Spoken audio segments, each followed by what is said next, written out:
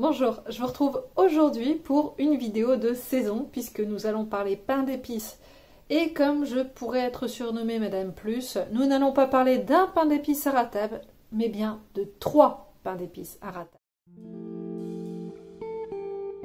Ce n'est pas encore fait, eh bien je vous invite à me rejoindre, à vous abonner et à commenter si vous le souhaitez ou à rajouter vos recettes, vos trucs et astuces tout au long de la vidéo. N'hésitez pas. Alors, au niveau du tour de nos éléments, de nos différents aliments, donc il y a 160 g de farine pour 7 g de levure. Moi, pour ma part, j'ai décidé d'ajouter des noisettes, donc bien sûr, je vais les concasser. Je vais ajouter également des écorces d'orange confites. Au-dessus, je vais ajouter quelques amandes. Au niveau du sucre, donc ici, c'est de la cassonade, mais vous pouvez très bien utiliser également de la vergeoise. Pour le sucre, il faut 60 g et la couleur un peu plus brune que vous voyez, c'est le mélange 4 épices. Et voilà, donc c'est un mélange tout fait, mais vous pouvez également le faire vous-même si vous avez toutes les épices à portée de main. Et donc ça, c'est 1 à 2 cuillères. Moi, personnellement, je mets une grosse cuillère à soupe, c'est largement suffisant. Ici, donc, j'ai 70 g de lait et le miel liquide. Donc moi j'utilise du miel toute fleur ou du miel de lavande, ça dépend de ce que j'ai. Donc les noisettes c'est en option, les écorces d'orange c'est en option et les amandes également. Vous pouvez tout à fait ajouter des cerneaux de noix mais également des écorces de citron confite ou d'autres fruits confits suivant ce que vous aimez. Et que vous ne voyez pas là, il y a également le beurre, il y a 60 g de beurre qui est en train tout simplement de fondre. On va utiliser un moule à cake. Alors faites attention que votre moule à cake ne soit pas trop grand, qu'il ne soit pas trop disproportionné, ou alors augmentez peut-être un petit peu les quantités s'il le faut, si vraiment vous voyez que votre moule est grand.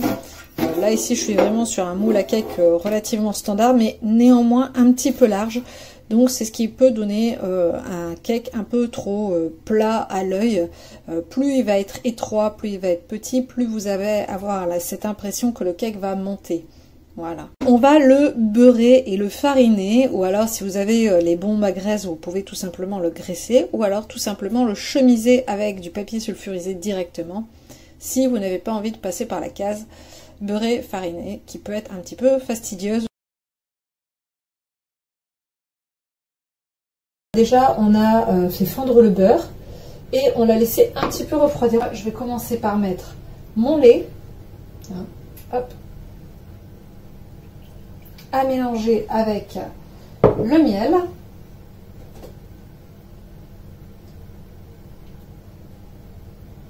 Alors, vous pouvez faire un petit peu chauffer le miel pour l'incorporer plus facilement. Ou alors, si vous prenez un miel crémeux plutôt qu'un liquide, vous pouvez également trouver cette astuce pour le rendre un peu plus liquide et plus facile à mélanger avec le reste. Voilà. Donc le beurre, le miel, hop, voilà, je mélange tout ce beau monde.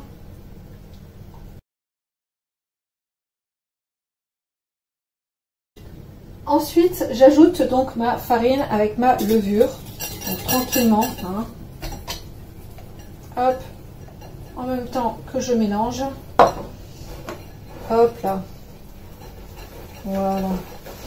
Et tout de suite je mélange bien parce que voilà, c'est le moment où en gros si votre beurre ou votre miel ou même votre lait est trop chaud, et bien votre farine va faire des grumeaux parce qu'en fait l'amidon il va se cuire et donc ça va être catastrophique. En gros là, à part jeter et refaire, il n'y a pas vraiment de solution, ou alors se dire que dans tous les cas il y aura des grumeaux dans la pâte. Voilà, vous voyez, la pâte, elle fait un peu cet aspect-là. Hop! Donc là, on va pouvoir se séparer de notre fouet. De toute façon, peu importe la recette que vous faites, le maître mot de la pâtisserie, c'est vraiment la rigueur. Si vous êtes rigoureux et que vous pesez correctement vos ingrédients, que vous respectez toutes les mesures, les températures, etc., il n'y aura jamais de souci. Donc voilà, maintenant, donc on a mis la farine et la levure. Maintenant, on met notre sucre et 4 épices. Hop, tout simplement.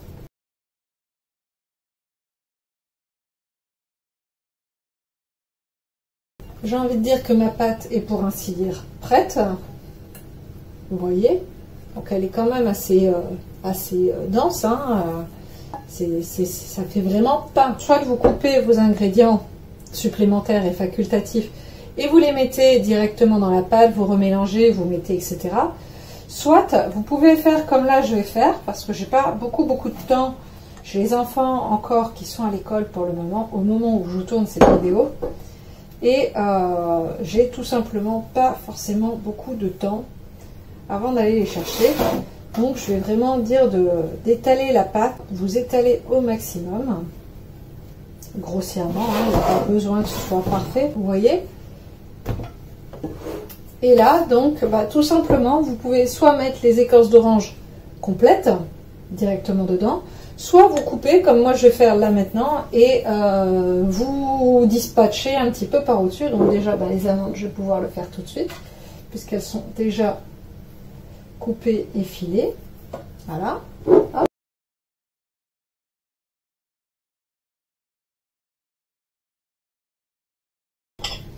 Alors les noisettes, elles sont encore meilleures, parce que c'est un ami qui nous les a données, un ami de la famille.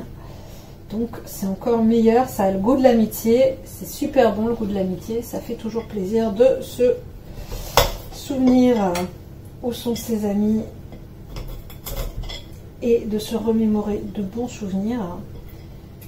Donc s'il se reconnaît, on lui fait, toute la famille lui fait un beau coucou. Et on espère le revoir très bientôt. Hop là. Pas que pour les noisettes, bien sûr. Hein.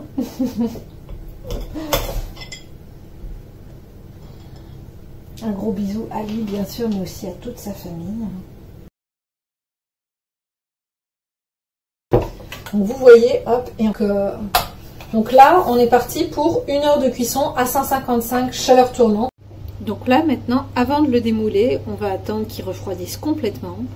Et donc, une fois qu'il sera complètement froid, bien sûr, on va le démouler, on va le mettre dans un joli plat. Et puis, ça, vous pouvez le garder plusieurs semaines, sans aucun problème. Il sera juste un peu plus sec, mais il sera toujours aussi bon à manger. Donc là, c'est un peu plus pour ceux qui aimeraient le pain d'épices presque façon cake, voire muffin. Donc vraiment quelque chose de très moelleux. Alors l'inconvénient de cette recette, c'est que du coup ça se garde peut-être un petit peu moins longtemps. Donc dans cette variante du pain d'épices, je vais rajouter une pomme tout simplement parce que j'ai des pommes que je dois passer un petit peu dans les gâteaux. Donc c'est très bon en pain d'épices moelleux comme ça. Donc j'ai mon mélange ici, farine, sel, la levure. Donc là on est sur 6 g de levure, une pincée de sel, 190 g de farine. On a un œuf, on a donc ici le mélange sucre, miel et mélange 4 épices. Donc le mélange 4 épices, il y a l'équivalent environ d'1,5 cuillère à café. Il y a 2 cuillères à soupe de miel. Il y a donc 90 g de sucre cassonade ou sucre roux comme vous préférez. On a également le lait, donc le lait... Hop, que je dise pas de bêtises, il y a 120 ml. Moi, je rajoute toujours un petit peu d'arôme vanille à hauteur de une petite cuillère à café. Et pour la fin, je rajoute de la vergeoise dessus, juste avant la cuisson. Et j'ai également le beurre qui est en train de fondre. Donc, j'ai 80 g de beurre fondu, pareil, qu'on va laisser refroidir un petit peu avant de l'incorporer au reste. Du coup, pour cette recette, donc on commence par mélanger l'œuf avec le mélange sucre, miel et 4 épices. Voilà, hop, j'ai un petit lutin derrière qui essaye de me dire alors je peux le faire. Comment t'as fait ça? Donc une fois que ça c'est fait, on ajoute donc le lait qui est froid. Oui, très même.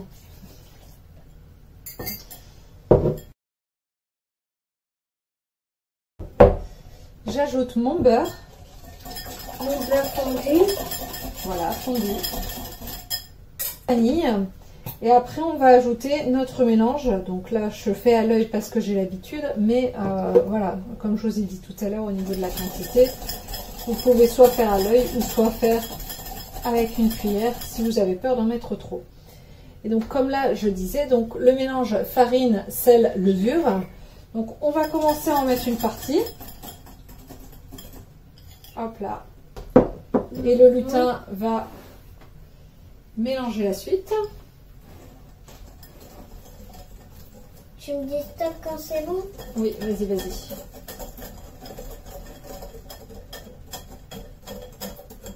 Regarde, comme ça.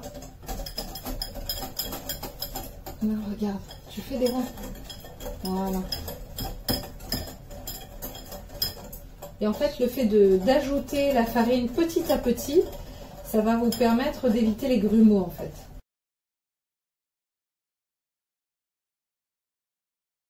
Moi, avec ma maman, on fait plus de recettes. J'adore ces recettes. Ce petit lutin est rigolo, hein? Et promis, je ne lui ai pas dicté de texte. C'est vraiment cadeau. Hop. Et voilà, donc on a tout mis. Alors, fais attention. Voilà. T'as vraiment une belle voix. C'est la soirée du compliment. C'est vrai, madame et monsieur. Ça reste une texture assez crémeuse.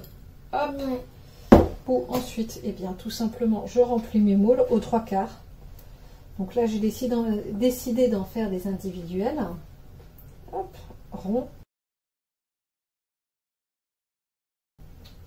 Donc c'est pareil, hein, vous pouvez rajouter du chocolat, vous pouvez ajouter ce que vous voulez dedans, des écorces d'orange. Donc là, hop, j'en ai pour faire environ 8 à 10 moules à muffins, on va dire. Hop, vous voyez. Donc là, maintenant, on va rajouter les pommes. Tu viens m'aider? Oui.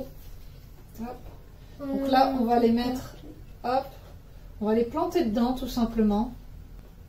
Pour que ce soit à moitié dedans, à moitié dehors. Et on va vraiment tenter d'en mettre partout, partout, partout. On fait du bon travail avec ma maman. Hop. Tac. Il y en a assez pour tout le monde. Vous pouvez aussi bien les faire nature et passer directement à l'étape de la vergeoise. En fait, la vergeoise, ou vous pouvez le faire avec de la cassonade si vous n'avez pas de vergeoise. Je sais qu'on n'en trouve pas partout, même si de plus en plus ça se trouve facilement. C'est plus un truc voilà, du nord, de Belgique. Vous pouvez ajouter dessus aussi du pralin. Et en plus du sucre et mettre un petit peu moins de vergeoise. Et franchement, c'est super beau et c'est super bon et ça fait tout plein d'effets. Donc là, pour ceux qui auraient le Cake Factory, on va faire le programme P2 pendant 27 minutes. Pour ceux qui n'auraient pas le Cake Factory, je vous mets là tout de suite sur l'écran les températures exactes. Pour cette troisième recette, qui est donc la recette façon biscuit pain d'épices, donc là ça va être plus soit à garder longtemps ou pour construire des maisons en pain d'épices, etc. Donc vous allez avoir besoin de farine, épices, levure. Alors il y a une pincée de levure, il y a une bonne cuillère d'épices, hein, comme vous pouvez le voir, donc mélange 4 épices, et 250 g de farine. Donc là, hop, déjà, il n'y a qu'un œuf, donc voilà. Et ici, pareil, j'ai préparé d'avance dans ma casserole mon mélange, donc ici on a le miel, le beurre et le sucre, qu'on va mettre à chauffer jusqu'à ce que, en gros, tout soit bien fondu et qu'on ne voit plus du tout le sucre, que tout soit vraiment bien homogène. Donc nous avons 100 g de beurre, 125 g de miel et 100 g de cassonade. Alors du coup j'ai bien chauffé mon mélange et vous voyez là du coup c'est homogène. Alors pourquoi il est très important de laisser refroidir? Déjà, comme je vous ai expliqué pour les recettes précédentes, déjà le fait que ça fasse cuire l'amidon, c'est pas vraiment une bonne idée, donc il faut vraiment laisser refroidir. Mais aussi la deuxième raison, c'est que là, soit vous pouvez essayer de mélanger avec la spatule, mais ça risque d'être un peu plus long et un petit peu plus fastidieux, soit vous vous servez d'un outil vachement pratique qui s'appelle vos mains. Et donc forcément là, si c'est trop chaud, vous allez vous brûler. Donc c'est là qu'on voit qu'il est vraiment très important de laisser refroidir un petit peu. En attendant, ce qu'on peut quand même faire, c'est mettre notre mélange farine, épices, levure dans le plat et mélanger. Alors, je vais commencer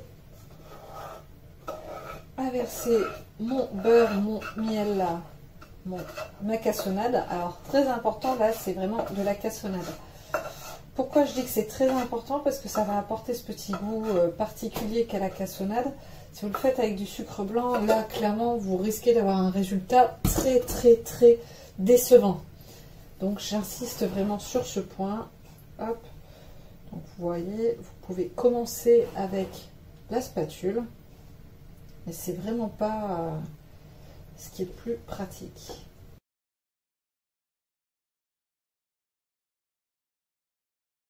Donc vous voyez là, moi c'est le moment où la spatule pour moi a atteint ses limites.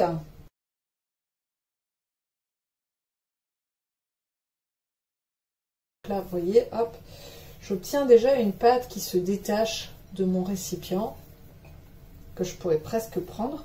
Donc là pour l'instant elle est encore très molle, et forcément avec l'œuf elle va être encore plus molle. Mais après on va la laisser reposer quand même pas mal de temps au frais. Hop là. Donc pas en dehors du frigo, vraiment vous la mettez au frigo. Donc là on a ajouté l'œuf. Donc là, hop, forcément votre pâte va se disloquer un petit peu. Le temps d'incorporer l'œuf. Donc là, voilà le résultat. Alors la petite astuce, parce que du coup on est sur une pâte qui est quand même pour l'instant encore vachement un peu crémeuse, je vais pas dire liquide mais crémeuse, c'est que si on le met directement dans le cellophane à plat, ça risque un petit peu de bouger. Donc si vous la laissez dans le plat, le problème c'est que ça va être une galère à sortir tout à l'heure. Mais vraiment, déjà, ce que je vous propose de faire, c'est mon astuce. Tout simplement, en fait, vous chemisez votre un saladier, un plat creux, avec votre papier cellophane. Et là, vous allez voir que ça va être beaucoup plus pratique, parce qu'une fois qu'elle sera prise, donc tout simplement, ça fera une boule dans du cellophane, mais surtout, vous n'en aurez pas plein le frigo. Donc là, maintenant, cette charmante demoiselle, on va la mettre au réfrigérateur pendant 3 heures.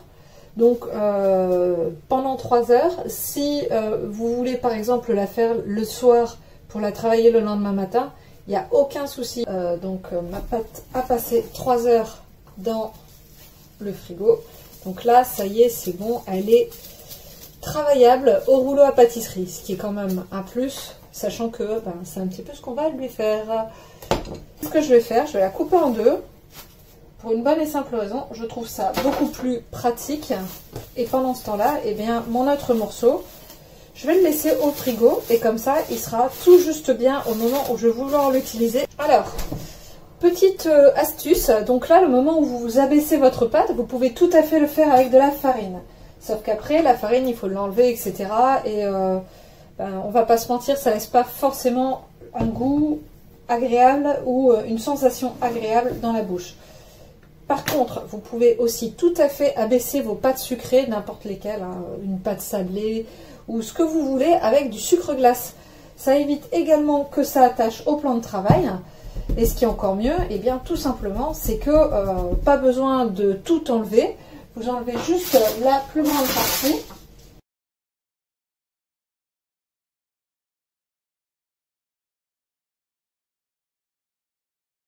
Il va falloir y aller un petit peu plus mollo. Donc, on y va, on la tourne, un coup dans un sens, un coup dans l'autre. On a toujours un bras qui appuie un peu plus fort que l'autre. Donc, il ne faut pas hésiter à la tourner, tout simplement. Comme ça, ça fait un travail régulier. et environ à 6 mm d'épaisseur. Je vais arrêter de la baisser. Je vais prendre mon emporte-pièce en forme de petit bonhomme. Donc là, celui-là, je l'ai trouvé à Alice Délices, mais après, vous pouvez faire des étoiles, vous pouvez faire toutes les formes que vous souhaitez. Alors, je ne sais plus si je vous l'ai dit juste avant. Là, du coup, vous préchauffez votre four pendant que vous abaissez votre pâte à 180 degrés.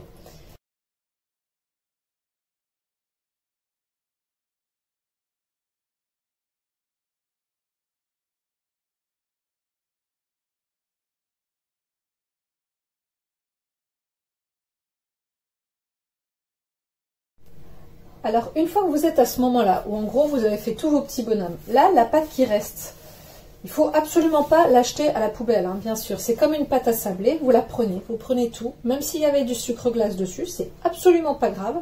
Comme je vous dis, elle sera juste un peu plus caramélisée, un petit peu plus caramel en goût. Vous la remettez un petit peu au frigo, vous allez utiliser moins de sucre et elle sera beaucoup plus facile à travailler. Donc ça, par contre, c'est exactement la même pâte que vous pouvez utiliser pour fabriquer des maisons, par exemple des chalets en pâte à pain d'épices. Voilà, dès qu'ils sortent du four, vous pouvez les mettre sur grille, comme là, ce que j'ai fait. Hop, voilà. Alors par contre, surtout, vous ne les superposez pas. Alors voilà, du coup, j'en ai fait de deux formes différentes. Donc mes petits bonhommes, une fois finis et refroidis. Hop, et des petites étoiles que là, donc j'ai cuit 12 minutes pour vous montrer la différence. Voilà, voyez, hop, voyez, ça fait vraiment biscuit. Et si je prends une étoile au hasard, c'est pareil. Voilà, ça fait vraiment biscuit. Donc c'est pour ça que je vous dis, si vous voulez faire une maison en pain d'épices ou quoi, cuisez-le un petit peu plus. Voilà. Les étoiles, elles, je vais tout simplement les tremper dans un nappage que j'ai fait relativement rapidement. Donc c'est ni plus ni moins que 150 g de sucre glace qui a été mélangé avec 4 cuillères d'eau et battu rapidement au fouet. Donc c'est de l'eau chaude, 4 cuillères d'eau chaude. Hop, vous trempez, vous nappez, vous essuyez un petit peu si vous trouvez qu'il y en a trop. Hop, et vous posez et c'est fini. Vous voyez, c'est vraiment un jeu d'enfant. Encore une fois, utilisez vos mains. C'est le meilleur des outils qui soit. J'espère que cette vidéo vous a plu. N'hésitez pas à commenter, à liker ou à me rejoindre sur mes différents réseaux sociaux, Facebook, Instagram et TikTok. Et si vous avez des questions, n'hésitez pas à les poser, j'y répondrai avec le plus grand plaisir. Et si vous vous demandez encore, mais pourquoi elle a fait cette vidéo sur une chaîne de bien-être? Eh bien, parce que bien manger, c'est le début du bonheur. Il ne me reste plus qu'à vous souhaiter une excellente journée. Profitez bien de cette fin d'année pour prendre grand soin de vous. Et je vous dis à très bientôt sur Essentiellement.